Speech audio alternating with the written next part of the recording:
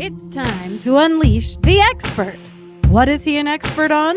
Relationships, sex, spirituality, and rediscovering yourself beyond the trauma. Get ready to unleash more purpose, passion, and pleasure in your life. Here's the expert himself, Mr. Brannon Patrick. Hey everybody, welcome back to the Brannon Patrick Show. This is Brannon coming to you from the recording studio at Therapy Utah here in Lehi, Utah. So I'm happy to be here. As you can tell, I got a little bit of cough going. I'm just still coming out of this sickness that I've had forever, the endless sickness. I want to tell you a little bit about Therapy Utah.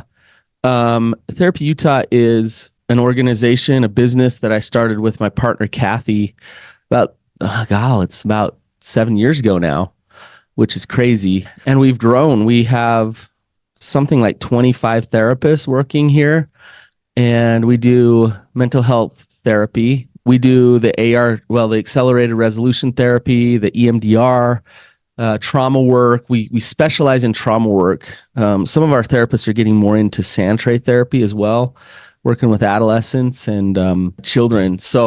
But our main focus is adults who have trauma, and we try to get at the root of things and not just treat the symptom, but actually get down to what's going on. So check us out, therapyutah.org, if you haven't. So as I'm talking about this, it really talks about the topic that I want to talk about today. I think I'm having a hard time today. It's been a kind of a tough couple weeks. So less than 2 weeks ago, I had a cousin take his own life. It's brought a lot of questions up for me and just really got me thinking about some things. And this cousin of mine, he struggled with bipolar, and he was an incredible human being who had created so much goodness in his life. And then later on in life, this bipolar came and it started to wreak havoc on things in his life. So he had a family, he had a career, he had all the good stuff. Then all of a sudden, boom, this disease hits him. And now he's gone. One of the questions that it's really brought up for me as a therapist, as somebody who has a clinic, as somebody who's in the battle in terms of helping people with mental health issues, one of the big questions that has been going through my mind constantly since this happened is, are we actually addressing the mental health needs of the people around us? I feel like my cousin was not getting the help that he needed, and I feel like he was failed in many ways. And now this is the result. I want to talk to you a little bit about my experiences. So I have worked at state hospitals, and a state hospital, at least the one that I worked at, it was not a great place to live. It was actually in Hawaii, and I'm going to talk about Hawaii in a minute, but it was beautiful in terms of the mountains, but it was a lockdown facility. It was concrete. There weren't any pictures on the walls. It was cold. It was dark. It was underfunded, and it was just miserable. So here we are, like these people with mental health issues, we put them in a place like that to help them get better. There's something wrong here. There are issues that undermine us from actually addressing mental health issues in the right way. And we're unconscious of it. We keep doing the same damn thing again and again and again, and we think we are going to get different results. Let's throw more money into pharmaceuticals. Let's throw more money into whatever systems there are that aren't working in order to try to get different results. Right now, there is not enough psychiatry out there to serve all the people struggling with mental illness. I looked up, why is it so difficult to get in with a psychiatrist? And the answer I got from Google was psychiatrists have way too many patients, and they oftentimes can't get people in. So the best thing to do is go to the emergency room if you have a problem. Okay. So you go to the emergency room, and then what? You go there for, 3 hours, and they give you some Xanax, and great. I feel like totally drugged out, and I'll go home now, and voila, the problem's fixed. Can't get in with a psychiatrist.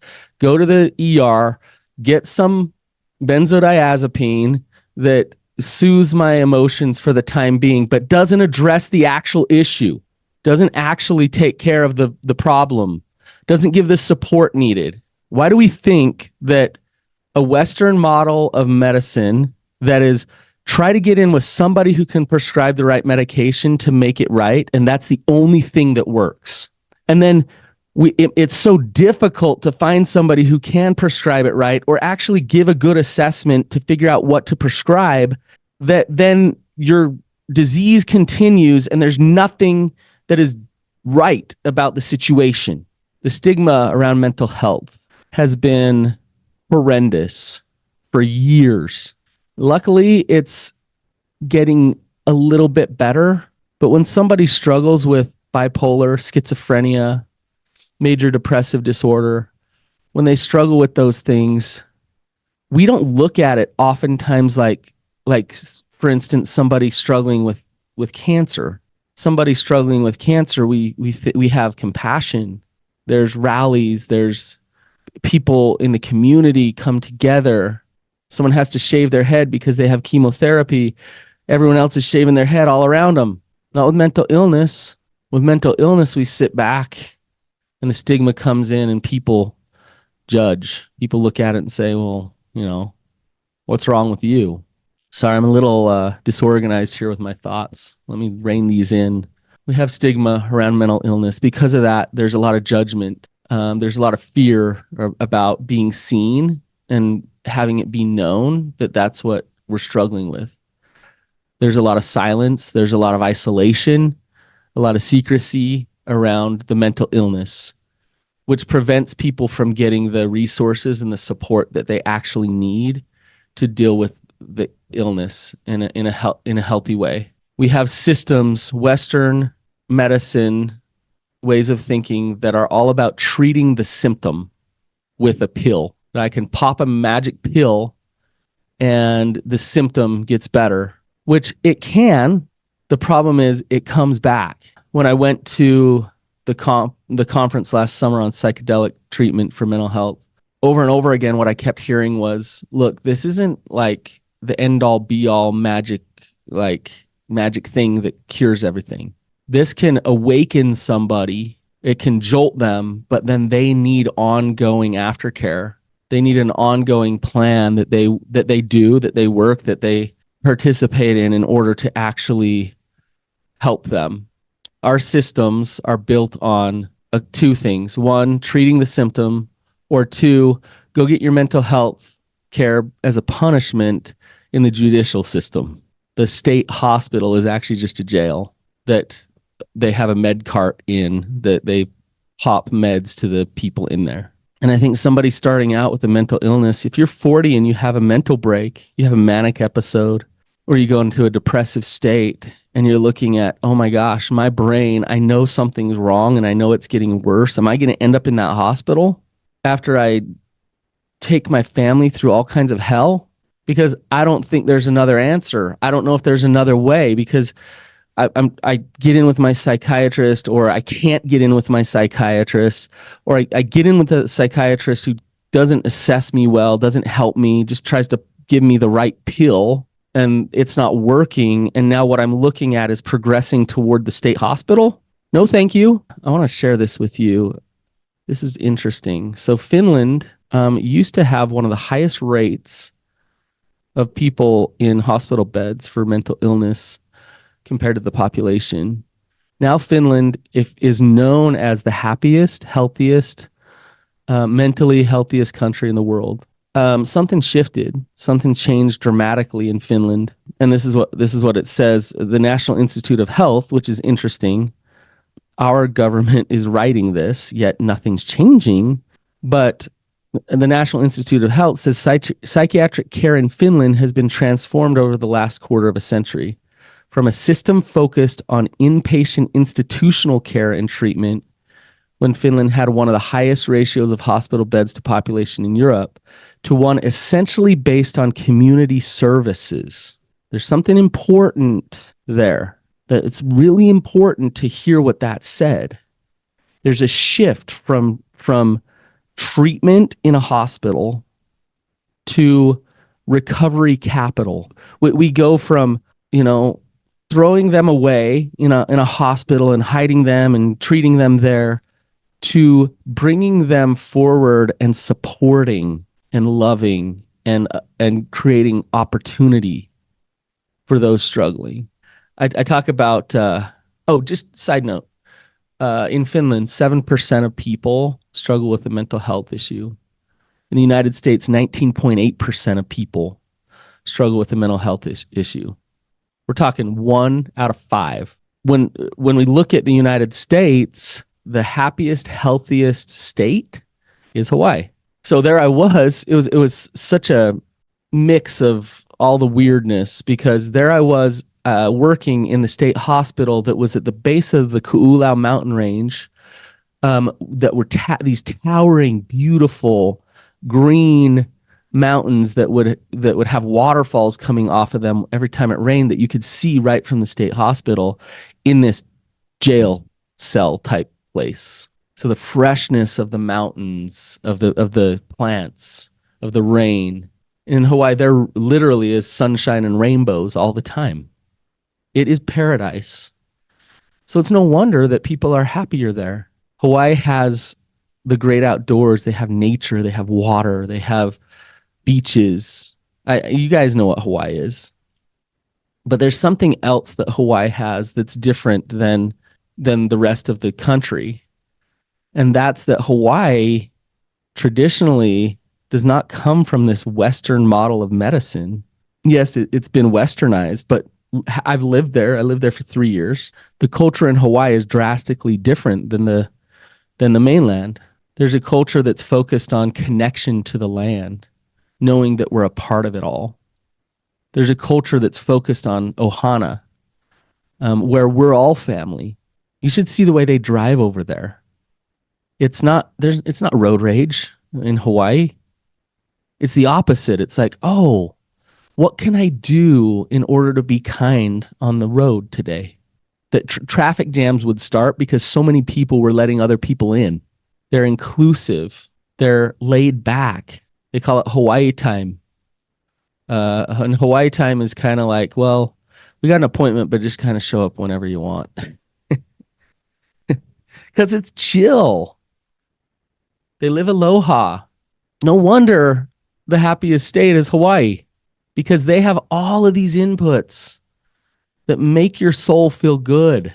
So I'm not saying that there isn't a place for psychotropic medication in Western medicine. I think there is a place for it. I think it can be very helpful and very beneficial, especially if somebody is to a point where they need something to just kind of waken them up a little bit. That's awesome. Medications can be awesome. But when medication is the end all be all, and when getting to the right person to prescribe that medication is so freaking difficult, then we are failing.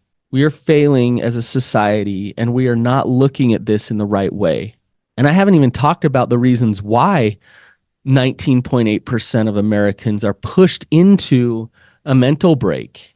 I'm just talking about the other end, the treatment side of things, because there's a lot that we can shift on the front end where we can live a more holistic, healthy, connected life on the front end, so we don't end up stuck and depressed and all those things. And sometimes, the mental illness comes and we don't know why. Someone is living a great life. They have all these great inputs and it comes anyways. But let's take that person. If they have a break and we say, okay, let's try to get them in with a psychiatrist, and we can't for a few months. We finally do. And that psychiatrist is not very good or reads it wrong and you want to go somewhere else. Well, your options are limited.